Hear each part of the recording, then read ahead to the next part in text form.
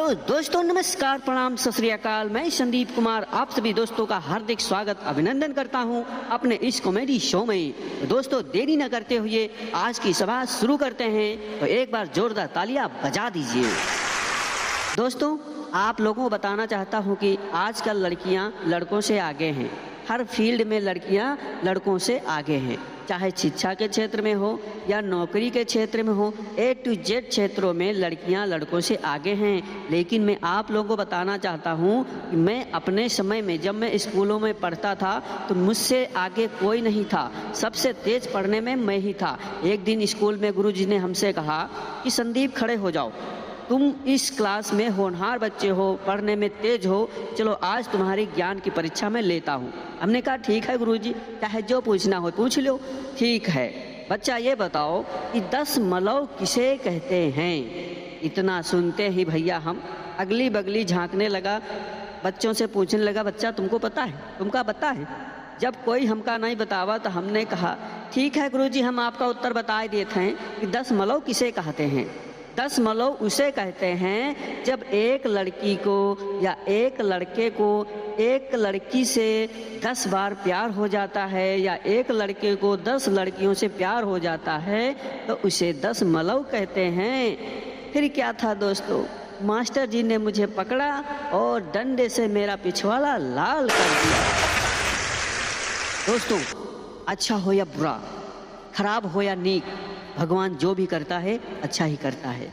वो यूं कि एक दिन मैं पैदल चल रहा था और मन ही मन भगवान से कह रहा था कि हे भगवान, अगर मुझे रास्ते में चलते चलते 1000 रुपया मिल जाएं तो मैं 500 रुपया आप पे चढ़ा दूंगा। यही सोचते सोचते मैं जा रहा था कि रास्ते में मुझे 500 रुपये की नोट पे नज़र पड़ी और मैंने नोट को उठाया और ऊपर भगवान से मन ही मन बात करते हुए कहा कि भगवान, तुम तो हमसे भी बड़े चालाक हो, तुमने अपना हिस्सा तो पहले ही काट लिया। दोस्तों, कुछ दिन पहले मेरे दोस्त की पत्नी एक फ़ोन खरीद के लाती है अपने पति को सरप्राइज देने के लिए, यानी मेरे दोस्त को सरप्राइज देने के लिए। वह किचन में जाती है और अपने पति यानी मेरे दोस्त को फ़ोन लगाती है। फ़ोन पे बोलती है, हाय जानू, कैसे हो।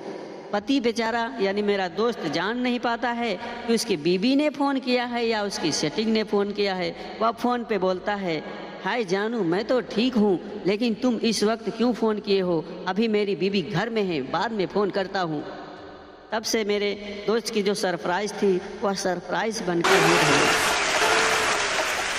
दोस्तों, एक बहुत ही रोमांटिक प्यार भरा सीन है जो मैं आप सभी को बताना चाहता हूँ। एक समय की बात है कि दादा दादी ने सोचा कि चलो अपने जवानी के दिनों को याद करते हैं। दोनों ने फैसला लिया। फिर क्या हुआ, दादाजी वहीं पहुंच गए जहां पर पहली बार दादी को फूल दिया था। दादाजी इंतजार कर रहे थे हाथ में फूल लिए हुए, लेकिन दादी ना आई। दादाजी के पैरों में दर्द होने लगा। वह गुस्से के मारे घर को चल दिए। जा कर के घर में दादी के सामने बैठे और गुस्से से लाल होते हुए बोले, क्यों बे बुढ़ी, तू आई क्यों नहीं। फिर क्या था, दादी भी शर्माते हुए बोली, अजी मैं आने की तो बहुत कोशिश की, लेकिन मेरी मम्मी हैं, आने ही नहीं। दोस्तों, एक बार एक महिला एक बाबा के पास जाती है और जाकर के बाबा से कहती है कि बाबा जी, मेरे और मेरे पति के बीच में प्रेम बहुत था, लेकिन अब कम हो गया है। बाबा महिला की बात सुनते हैं और ध्यान लगाते हैं और आंखें खोलते हैं तो महिला से बोलते हैं, देख बच्चा, तेरा प्यार पहले से भी ज़्यादा हो जाएगा, लेकिन तुझे एक काम करना होगा। महिला बोलती है, जी बाबा बताइए, मैं करूँगी। तो बाबा बोलते हैं, बेटा तू शनिवार को फेसबुक और रविवार को व्हाट्सएप का उपवास रख, तेरा प्यार पहले से ज़्यादा हो जाएगा।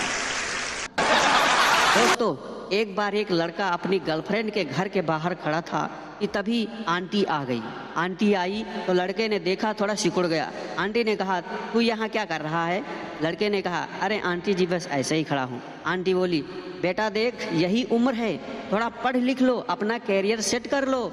लड़का बोला, अरे आंटी जी, आपकी लड़की तो हमसे सेट नहीं हो रही है, कैरियर का खाक सेट होगा।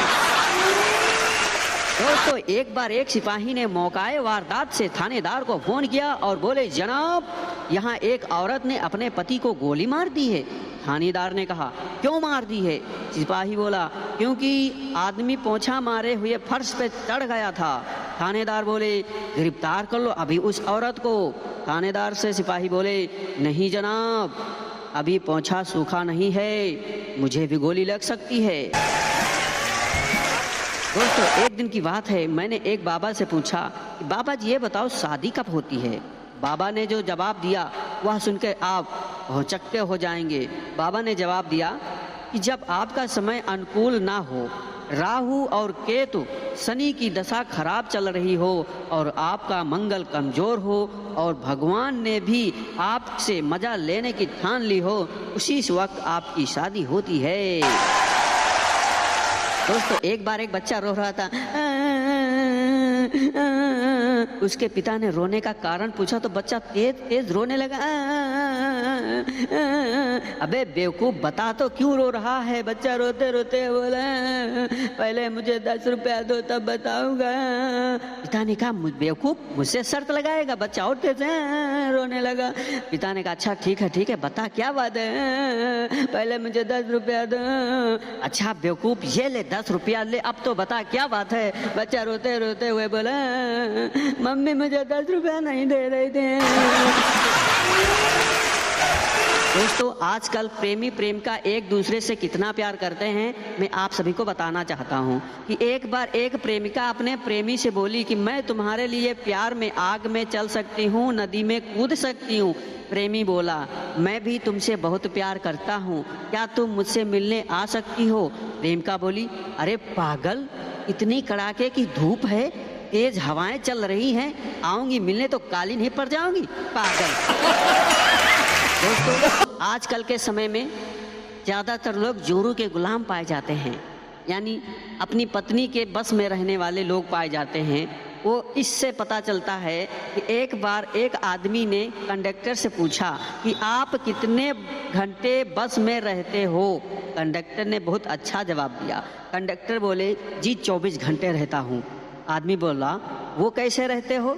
कंडक्टर बोला देखिए 8 घंटे तो मैं सिटी बस में रहता हूँ और बाकी के 16 घंटे मैं अपनी बीवी के बस में रहता हूँ। एक बार क्लास में मास्टर जी भूगोल पढ़ा रहे थे और संता से एक सवाल पूछते हैं गुरुजी। कहते हैं संता खड़े हो जाओ, ये बताओ गंगा कहाँ से निकलती है। संता इधर उधर देखा, फिर सोचने लगा, फिर गुरुजी ने कहा जल्दी बता कि गंगा कहाँ से निकलती है। संता बोला कि गुरुजी गंगा कहाँ से निकलती है और कहाँ को जाती है और किससे मिलती है मैं आपको बताता हूँ। संता बोले कि गंगा घर से निकलती है मेकअप करके और स्कूल के पीछे कलुआ से मिलती है।